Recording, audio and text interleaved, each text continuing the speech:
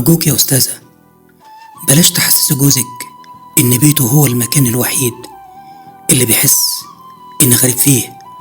أرجوكي اعذري الزوج اللي يومه بيخلص في الشغل ويرجع تعبان محتاج دعم مش نكد وشكوى.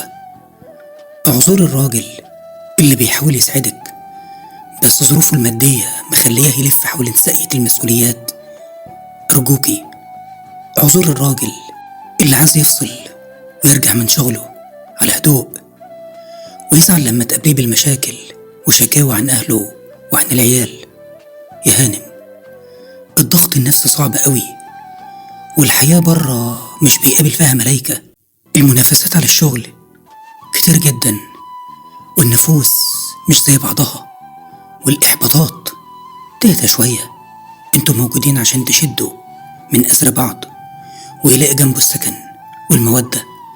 خليه دايما يحس إن بيته هو المكان الوحيد اللي بيلاقي فيه نفسه.